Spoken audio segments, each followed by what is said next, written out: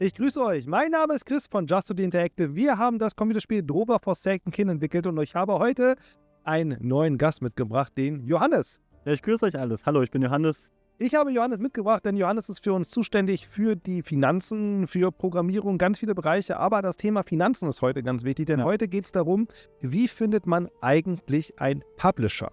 Wir arbeiten ja aktuell mit dem Publisher Deck 13 zusammen und damit haben wir auch Drover entwickelt. Und die erste Frage, die immer wieder kommt, immer wieder gestellt wird, warum braucht man überhaupt einen Publisher? Ja, ich denke, das hat immer so vielfältige Gründe, warum man eigentlich Publisher benötigt. Also ich sag mal, das fängt an über Marketing, über Vertrieb, über Plattformen. Man muss sich das auch ein bisschen früher vorstellen. Früher kam man noch gar nicht so leicht rein, sagen wir mal, sein Spiel zu vermarkten oder sein Spiel rauszubringen auf eine physische CD oder so. Da brauchte man früher auch einfach Partner. Heutzutage ist natürlich auch vieles einfacher. Es gibt auch mal mittlerweile dieses sogenannte Self-Publishing. Aber dennoch ist auch heutzutage immer noch ein Publisher durchaus sehr wichtig. Und ich denke mal, wir werden über die einzelnen Themen heute noch darüber reden. Und jetzt ist die Frage, ja, okay, es gibt einen Publisher. Was ein Publisher macht, das ist, hast du ja so ein bisschen auch so erzählt oder gerade, er publisht dein Game oder er kümmert sich darum, dass es vermarktet wird. Ne? Wie haben wir einen Publisher gefunden? Ja, wie wir einen gefunden haben? Ja. Genau, also wir haben sozusagen, sagen wir damals, als wir den Prototyp von Drover rausgebracht haben, haben wir uns eine Liste vom Publisher erstellt, um halt zu schauen, okay, wo wollen wir hin, welcher Publisher trifft auf uns zu.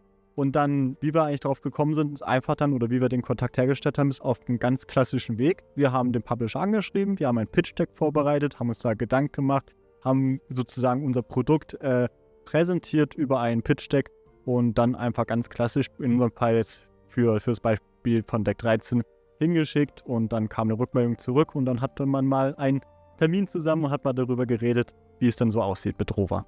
Ist schon spannend, so die Vorbereitung. Deswegen so die Frage, wie haben wir uns denn genau darauf vorbereitet, dass wir einen Publisher finden? Du hast ja gemeint, eine Liste haben wir. Genau.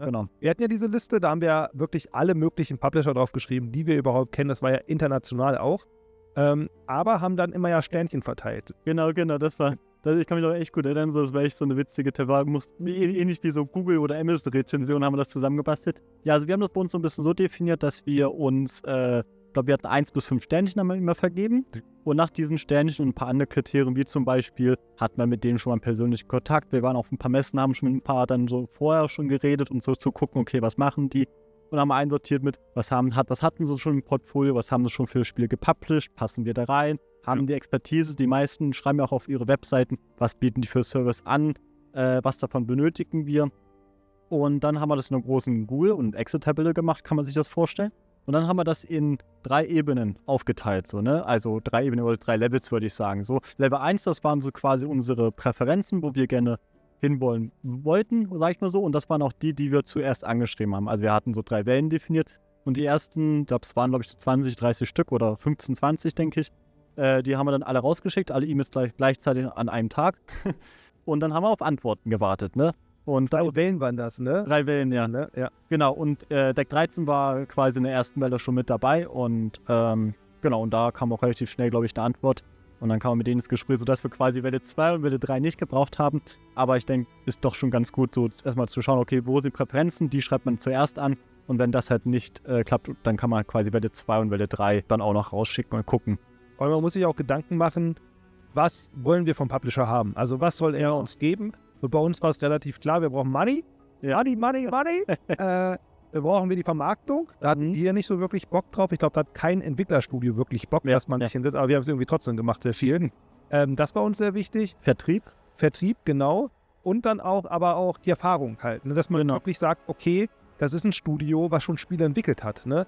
Venetica ist so ein Paradebeispiel für mich gewesen, wo ich sage, oh cool, weil ich wusste, dass da auch ein paar Leute in Spotlight drin arbeiten, die auch an Venetica gearbeitet haben, wo ich denke, hey, das ist ein cooles Spiel, das passt zu uns.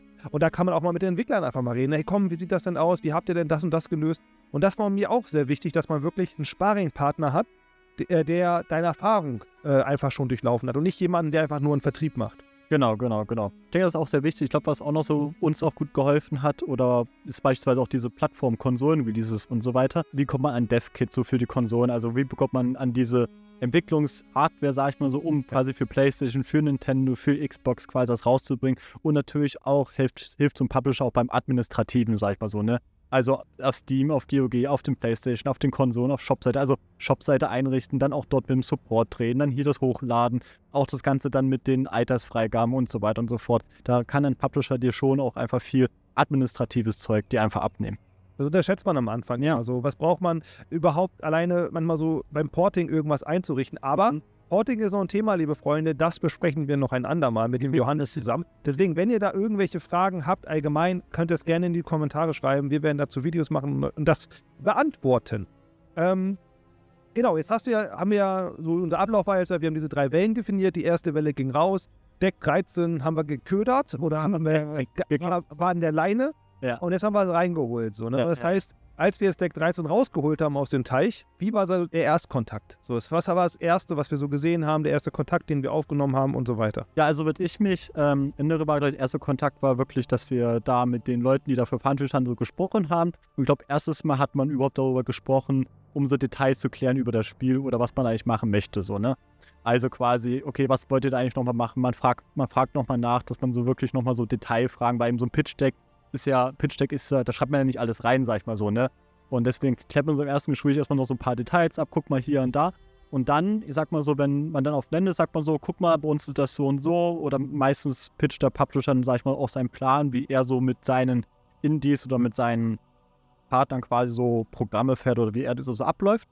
Und dann, sag ich mal so, wenn das halt so passt und wenn das auch vom Entwicklerstudio oder vom Indie-Studio halt so passt, dann geht es quasi so in die nächste Phase rein und dann geht es halt darum, so ein bisschen so Zahlen auf den Tisch zu hauen, so, ne? Also, okay, wie viel seid ihr? Wie viel kostet denn das Ganze? Wann wollt ihr denn den Release haben? Wann plant ihr anzufangen? Oder habt ihr auch schon angefangen? Wie sieht denn ein Prototyp aus? Wie weit ist der denn entwicklungstechnisch und so weiter? Dann geht es wirklich rein ins Detail und dann, sage ich mal, haut man alles mal auf den Tisch und geht dann weiter in die nächste Planung. Da muss man auch ehrlich sein, ne? Also Genau. als Entwickler ist man da so ein bisschen entblößt, sage ich mal, und die natürlich als Publisher nicht, ne? Weil als Publisher sagt man so, okay, ja, wie viel brauchst du, was willst du, aber man muss als Entwickler da schon so ein bisschen geben. Und das Pitch-Deck ist auch nochmal so ein Thema für sich, worüber man auch nochmal eine ganze Folge machen kann. Wie baut man ein Pitch-Deck auf? Was kommt da rein? Was sollte man da reinmachen? Da saßen wir auch relativ lange drin. Ja. Also wir haben, glaube ich, einen ganzen Monat an so ein Pitch-Deck-Design und haben uns da echt super viel Mühe mitgegeben. Aber im Endeffekt weiß ich nicht, ob es was gebracht hat, weil die kannten schon, sage ich mal, den Namen. Und deswegen glaube ich, weiß nicht, ob er das Pitch-Deck jemals gesehen hat. Wir haben sie auch einmal komplett weggeworfen, ne? Und nochmal eine komplett neu gemacht. Das war echt schwer, weil man findet dann auch immer unterschiedliche Meinungen dazu, aber das nochmal vielleicht ein eigenes Thema. Wenn ihr darauf Lust habt, schreibt es in die Kommentare, dann reden wir nochmal über ein Pitch-Deck. Ist auch ein sehr spannendes Thema. Ich muss erst sagen, der Erstkontakt mit Deck 13, der war auch eigentlich super spannend, denn die waren super cool drauf, die waren locker drauf. Uns war es auch sehr wichtig, dass wir einen deutschen Publisher bekommen. Nicht nur, weil wir deutschen viel sprechen, sage ich mal, sondern einfach auch wegen der Bürokratie in Deutschland. Das ist ein spezielles Thema. Das kann man auch noch mal eine Folge machen. Aber es war uns halt sehr wichtig, einen deutschen Publisher, ne? Genau, kommen wahrscheinlich noch dazu, so eine Games-Förderung hat bei uns mit drin und so den ganzen Ablauf und Steuern, auch so Rechnungsschreiben, Meilensteine, weil ich sag mal, wenn man einen fremden Publisher hat, kann es auf einmal sein, dass er dir Rechnungen in Dollar schreibt und so weiter, ne? Aber dann Euro, dann hast du eine Umwährungskurs, dann muss es irgendwie wieder genormt werden und so weiter. Und das macht es ein bisschen schwieriger, wenn es, sag ich mal, außerhalb von Deutschland bzw. außerhalb von der EU vielleicht sogar ist. Und das macht es schon einfacher, wenn der aus Deutschland kommt. Und ich glaube auch, obwohl ich jetzt positiv sein muss, ich glaube, es ist auch eine Mentalität halt einfach. Deutsche ticken anders als die Franzosen, als die Polen oder was weiß ich. Das ist gar nicht negativ gemeint, sondern eher positiv gemeint. Aber wir hatten, ehrlich gesagt, nicht die Kraft dazu und wollten halt es so bequem wie möglich haben, sage ich auch ein bisschen. Deswegen war es für uns Deutsch erstmal sehr wichtig. Jetzt haben wir einen Publisher. Was nimmt den Publisher uns jetzt für eine Arbeit ab oder was hat Deck 13 uns jetzt für Arbeit abgenommen und wo mussten wir selber noch dran arbeiten? Ich sag jetzt mal, wo es uns Arbeit abgenommen ist, was ich schon bis Anfang meinte, ist ganze Steam-Plattform, ganze Administration von Shopseiten, ne? Also wir haben dann angefangen, dass die Shopseiten, darüber hatten wir ja quasi den Teaser schon öffentlich und man konnte unser Spiel schon Wunschlisten vorher und haben wir das Ganze erstmal quasi Deck 13 übertragen, haben die sich darum gekümmert, dass die Daten da aktuell sind. Sie haben sich dann auch mit Marketing halt angefangen, also quasi von den Standardressourcen dann zur Verfügung. Die haben nicht alles ganz alleine gemacht, sondern natürlich mit uns in der Zusammenarbeit, also Marketingmaterial halt fertiggestellt und so weiter, also man neue Screenshots hat, neuen Trailer vielleicht macht und so weiter. Dann natürlich auch kann man natürlich auch die Ankündigung zum Beispiel, dass Deck 13 mit uns zusammenarbeitet, also haben sie sich dann auch um Presse zum Beispiel dann gekümmert, dass mal ein Presseartikel rausgeht, dass wir zusammen ein Spiel machen und so weiter. Und ich sag jetzt mal, natürlich dann auch inhaltlich auf das Spiel geguckt, ne? Also wir haben natürlich dann einen Meilensteinplan erstellt und so weiter. Und dann haben sie sich das auch, ich sag mal, jeden Monat nach einem Meilensteinplan natürlich auch intensiver mal angeguckt. So, ne? ist das ein Projekt auf einem guten Weg und so weiter, haben hier und da mal Feedback gegeben. Oder wir kamen halt bei denen auch sagen, guck mal, hier wissen wir nicht ganz, wir hatten das Thema zum Beispiel 4 Richtungen, 8 Richtungen, Actor-Animation, Grafikstil zum Beispiel auch oder auch Game-Design-Entscheidungen, wo wir gesagt, guck mal, hier sind wir uns unsicher, was denkt ihr denn darüber? Und dann hat man darüber geredet. Genau, vor allem wir hatten auch visuell haben wir da sehr viel Feedback auch bekommen und das war auch sehr gutes Feedback. Es war sehr punktuell, muss man sagen, sehr positiv auch, aber dann war auch relativ, ihr macht das schon, also macht einfach mal euer Ding so und der Freiraum hat drüber auch geholfen, würde ich einfach mal so sagen. Ja. Okay, dann ist jetzt so meine Frage natürlich, was stört dich denn an dem Publisher? Gibt es irgendwas, was dich stört? So nicht jetzt an Deck 13, sondern so am Publishen oder so. Publishen.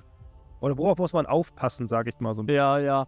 Ich glaube, worauf man immer so ein bisschen aufpassen muss, ist, wer quasi was macht und wo jeder so seine Zuständigkeit sieht, glaube ich, so ein bisschen, ne? Also ich sage jetzt mal so, wenn man sich jetzt ich gehe jetzt zum Publisher hin, ihr könnt natürlich jetzt naiv denken, okay, er macht zum Beispiel jetzt kompletten Vertrieb, komplettes Marketing und ich sage jetzt mal, pauschal gesagt, ich lehne mich zurück und mache nur noch mein Spiel oder so weiter. Ne? Dieses 100% Abgeben von gewissen Sachen man nicht so naiv denken kann, sondern quasi Marketing funktioniert im Endeffekt dann doch nur in Zusammenarbeit halt, ne? Weil man selbst entwickelt ja das Spiel. Klar, Publisher beschäftigt sich auch damit und so weiter.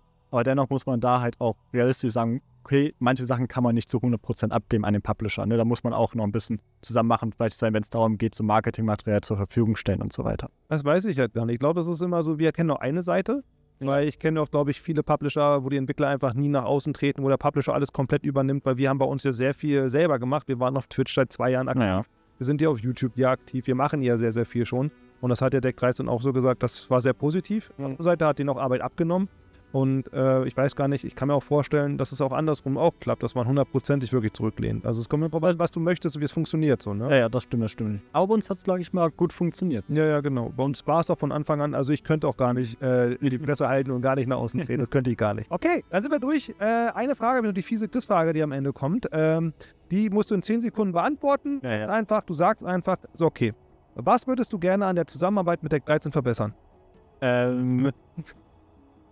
Ich denke, 10 Sekunden, ne? 10 Sekunden, was ist? Keine Ahnung, ich will für,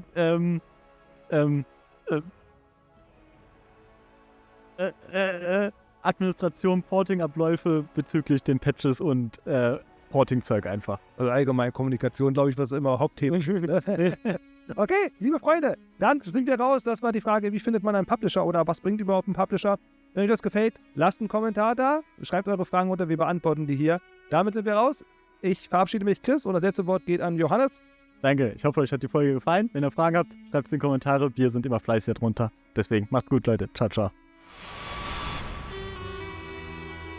Sometimes an outsider is needed to remember the Forsaken King.